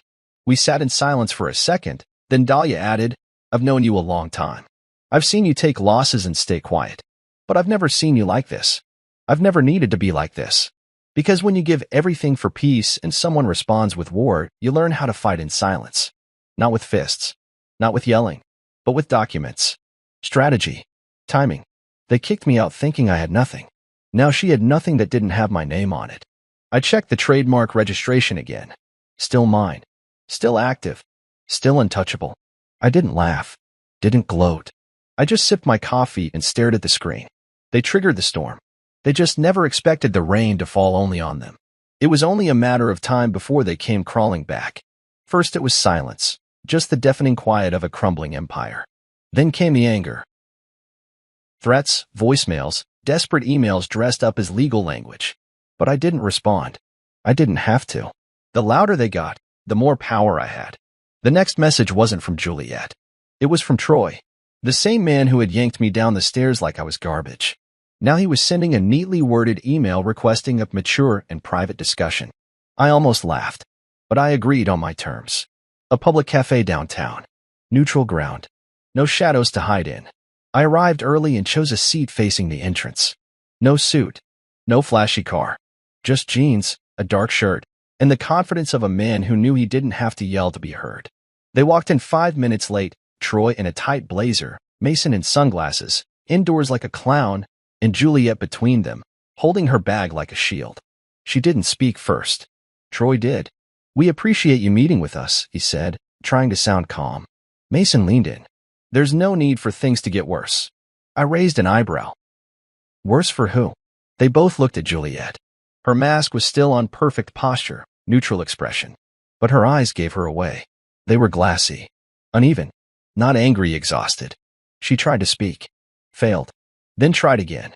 I didn't know you still had access to the trademark. You didn't ask, I said simply. I assumed. You assumed I was stupid. You assumed I'd roll over and disappear. No, she said quickly. I assumed you'd never use it against me. I tilted my head. Why not? Silence. She didn't have an answer. None of them did. Because the truth was simple, they thought I was too weak to defend myself. That I would walk away like I came, quietly, invisibly. Mason cleared his throat. Look, we're not here to rehash old wounds. Good, I said. Then let's talk about how you're going to fix the new ones. Juliet's eyes flicked up at me for just a moment. Something cracked there. Not the whole mask. Just a fine line across the surface. What do you want, Arlen? She asked. There it was. The real question. The one she had been dancing around for weeks. I leaned forward slowly. Not aggressive. Just enough to make sure every word landed. I want what you tried to steal. What you pretended was yours alone. The land. The brand. The narrative. I want the truth back in my name. That's not a legal term, Mason said. It's not legal advice, I replied. It's a condition. Troy frowned. You're trying to ruin our family. I sipped my drink. No, I'm just showing people who your family really is. Juliet's voice dropped lower. What would it take for this to stop? I looked her in the eyes. Calm. Direct. A public apology. One that admits what you did. One that clears my name and confirms my role in everything you built. That's unreasonable. No, Mason, I cut in. What was unreasonable was dragging a man by his hair down a flight of stairs in front of his neighbors. What was unreasonable was freezing his accounts, slandering him to family friends, and laughing while erasing his contributions. Troy shifted uncomfortably. Juliet swallowed hard. I built that brand, she whispered. It was my vision, and I never said it wasn't. But I filed the trademark. I protected it. I supported it when it was nothing more than a sketch and a dream. I paid for the prototype runs. I negotiated the first supplier contract you forgot to read. I never asked for credit, Juliet, until you turned on me like I was a stranger. Silence. That was the moment it happened. The mask cracked, fully this time. She blinked rapidly, eyes moist, lips slightly trembling. Not the overacted kind. The real kind. The one you try to hide in public when the weight of everything hits you at once. I didn't think you'd fight back, she said softly. I know. She looked down, then away. The world around us carried on. Clinking cutlery, quiet laughter, a child somewhere giggling in the background. But at that table, it was just us. For people sitting on the wreckage of arrogance and assumption. Juliet reached into her purse and pulled out a folded paper. She placed it gently on the table. I didn't touch it. It's a statement, she said. It doesn't say everything, but it's a start. A public acknowledgement of your role. Your ownership. Your partnership. I stared at it. Why now? Because I'm losing everything, she whispered. And you're not yelling. You're not gloating. You're just winning. That part stung her the most, I think. That I didn't come back with fire. That I came back with facts. With structure. With precision. That I didn't need to humiliate her to defeat her. Troy looked at me. If she signs it, will you stop? No, I said plainly. But I'll consider it the beginning of an ending. A civilized one. Mason rolled his eyes. This is all about pride. No, I said, rising from my seat. This is about justice. Something your family's never respected. I picked up the paper and walked out without another word. Outside, the sun was warm. My heart wasn't racing. My palms weren't sweaty. I didn't feel triumphant. I felt steady, balanced. She had finally seen me. Not the ghost husband. Not the handyman with a laptop. Not the invisible investor. The man. The builder. The one they tried to erase. And now that the mask had cracked, there was no putting it back on. People think revenge is loud. They imagine screaming matches, dramatic confrontations, maybe someone throwing a glass across the room. But I've learned something different, something quieter. Revenge, when done right, isn't chaos. It's control. Not in the shouting, but in the silence that follows. Not in the flame, but in the shadows that spread when you remove someone's light. That's why I bought the ad space. A full-page spread in the Globe Times, Juliet's favorite magazine. She once told a journalist during an interview that being featured there was her definition of legacy. She framed that article in her home office. It was still hanging the last time. The ad took up the entire back page. A clean white background. Centered, unmissable text in elegant black font. To the Montgomery family. Thank you for showing me who you really are.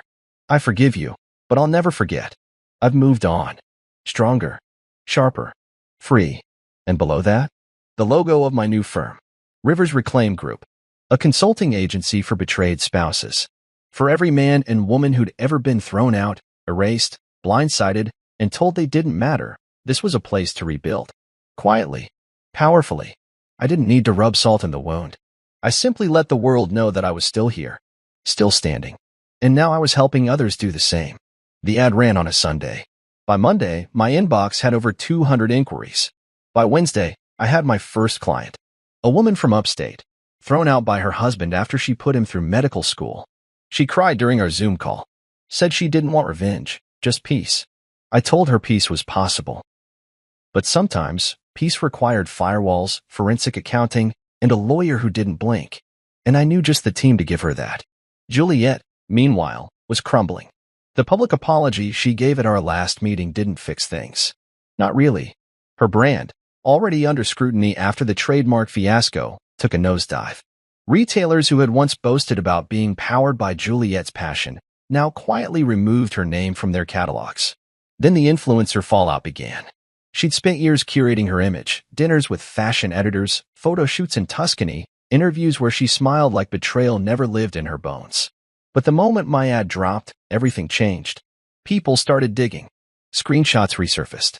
A post from a year ago where she thanked my husband for being my calm while I chased the storm. Someone commented, "Is this the same man you kicked out of the house when the inheritance came in?" The comment got thousands of likes. Her sponsors noticed. 2 beauty companies dropped her within a week. A luxury hair care brand issued a vague, realigning with our values statement that didn't mention her name, but everyone knew. She posted a video. Tearful. Filtered. Practiced. "I've made mistakes," she said, voice trembling just the right amount. "I was in pain. I acted from fear. But I never meant to hurt anyone. It might have worked." Except the next day, the Globe Times published a follow-up. An editorial piece titled, "The Cost of Power, When Love is Just a Brand Strategy." The article didn't accuse her of anything outright, but it asked hard questions. Questions like, what happens when a woman builds a business on borrowed loyalty? What happens when the person in the background decides to speak? They included my ad in the piece.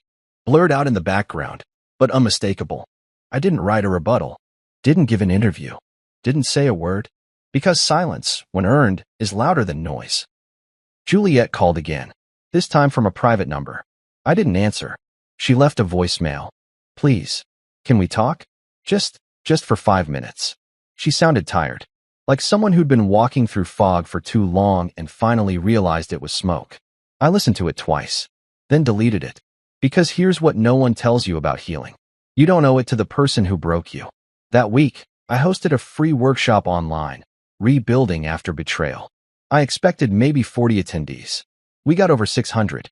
Divorced women, abandoned fathers, stay-at-home spouses cut out of business deals, quiet geniuses who had been used, discarded, or erased. And every single one of them said the same thing in some form. I just want to feel seen again. That became our mission. Not revenge. Restoration. The Rivers Reclaim group grew fast. Too fast, maybe. But I was ready. I hired 2 paralegals. Partnered with a firm in New York. Built out a referral network. The money came in. So did the stories. And Juliet. She vanished. Her social accounts went dark. Her website redirected to a broken page. The Juliet Montgomery Signature Collection was officially marked discontinued on 4 major beauty platforms. I got a letter from her lawyers, an offer to sell back the brand for pennies. I declined. It wasn't about the name. It was about the principle. One morning, about a month later, I stood in front of a mirror. Same man, same eyes, same steady hands, but different. Not angry, just clear. Clear about who I was, what I'd survived, and who I was becoming. My phone buzzed. An email alert. Another client. Another story. Another life ready to be rebuilt. I smiled. Because the woman who once told me I didn't take up space had watched me carve out a place in the world without raising my voice. And in doing so, I'd become what she never expected. Unforgettable.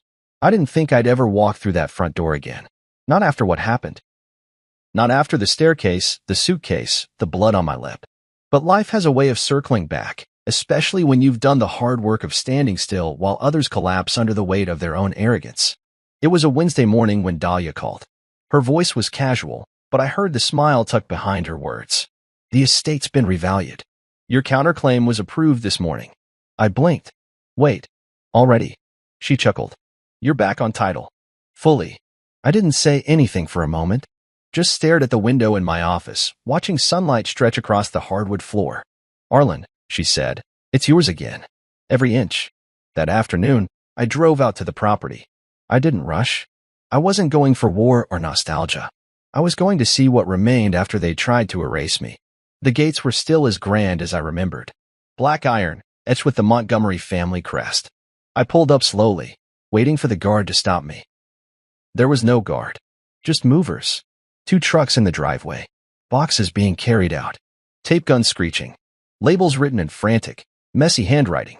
Juliet had chosen to leave. Her attorney had called Dahlia the night before, offered to vacate quietly if we agreed not to pursue damages. I'd already gotten everything I needed emotionally, legally, financially. I didn't need to crush her. She was doing that all by herself. The door creaked when I opened it. Same marble floors, same cold air. But the house felt smaller somehow. Not physically, spiritually. It had lost its illusion. Gone were the echoes of fake laughter, the staged dinner parties, the tight smiles meant to impress people who didn't care. I walked through the foyer and into the living room. The walls were bare. No paintings. No curated bookshelf. No matching gold accent vases lined up just so. There was a single box in the corner marked miscellaneous. Inside it, a photo of Juliet and her brothers at the estate launch party. She was in her white power suit, the same one she wore the night she told me to leave. I didn't pick it up, just stared at it a moment, then turned away. I walked room to room, taking it all in. The upstairs office where I used to handle the finances for her business, before I learned she'd replaced my name on everything. The guest room where her brothers once slept off their hangovers after long nights of pretending they owned the place. The master bedroom where she handed me divorce papers with the smugness of someone who thought they'd won. It was empty now, except for the ghost of a life that had never really been mine. In the kitchen, I found a few stray glasses and a crumpled note left on the counter. It just read, "I thought this house would protect me. Turns out, you were the only one who ever did." No signature, but I knew the handwriting.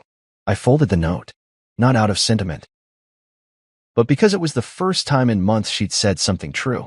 A few minutes later, I stepped outside to the patio where the guest house once stood. Now it was a disaster. The renovation had been halted mid-project. Wood beams exposed, tiles scattered. The foundation cracked where they'd tried to pour a jacuzzi pit. The dreams they had built on stolen ground had collapsed right into the dirt. I stood there, hands in my pockets, just listening. Silence. Not the empty kind. The peaceful kind. I didn't rebuild it into a luxury suite, or a game room, or a guest lodge. I turned it into a justice center. 6 months later, the house became the headquarters of the Rivers Foundation for Reinvention, a nonprofit initiative I started to help people reclaim their lives after emotional and financial abuse. Divorce, betrayal, disinheritance, gaslighting, the quiet traumas that leave loud echoes. The first floor became an intake center for legal referrals and transitional support. The upper floor housed a temporary residence program for clients leaving toxic households. We called it the Reclaim Wing. The Montgomery name? Scrubbed from the deed. All of it. No trace left. One of the first people we helped was a woman named Lyra.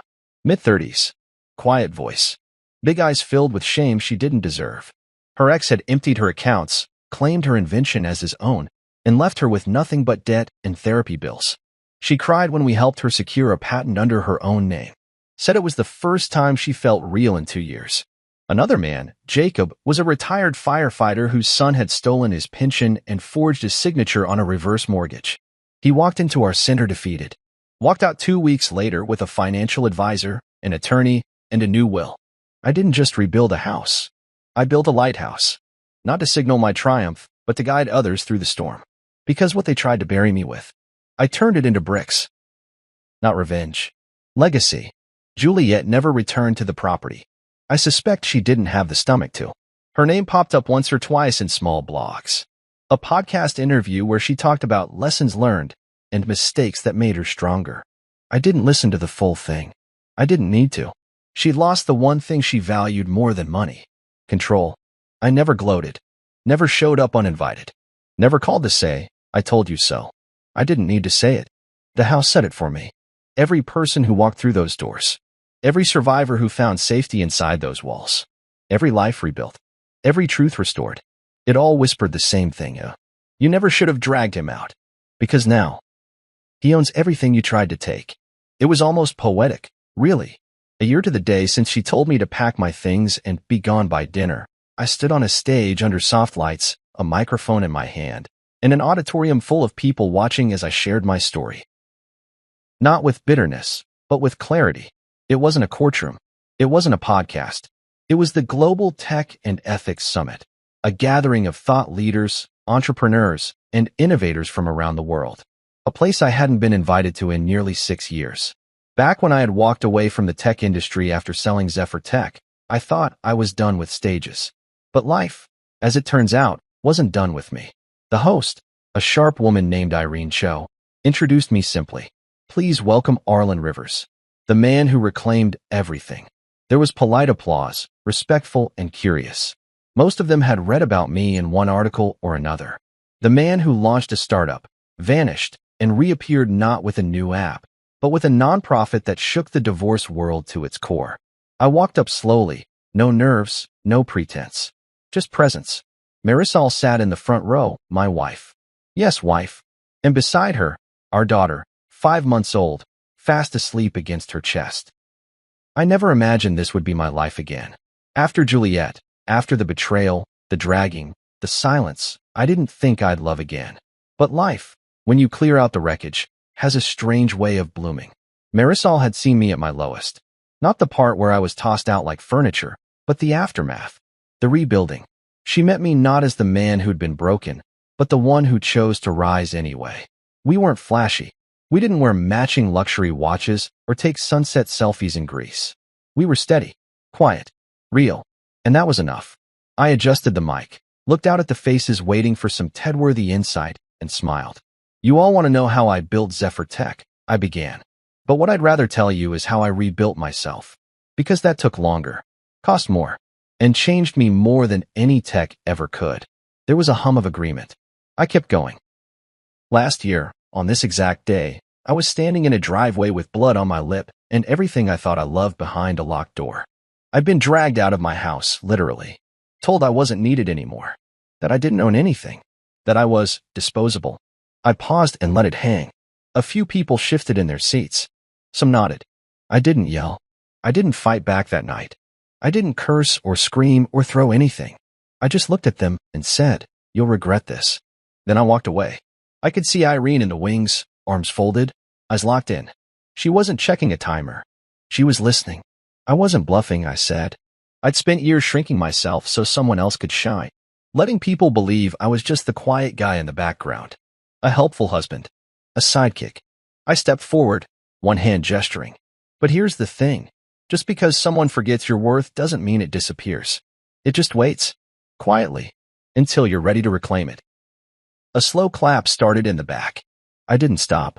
Within a year, I took back everything they tried to erase. The land, the brand, the dignity. And I didn't do it with revenge in mind. I did it with vision, precision, calm. I turned and glanced at the screen behind me, where the Rivers Reclaim Group logo glowed proudly. Now I run a foundation that helps others do the same. Not by yelling louder, not by throwing punches, but by building again. Smarter, cleaner, from the ashes of what was lost. I could see a few teary eyes. People nodding. A man in the second row mouthing, "Thank you." Then came the question that always comes. Someone raised a hand. A journalist I recognized. "What advice," he asked, "would you give someone who's just been betrayed by the person they love the most?" I looked at him for a moment. No rush.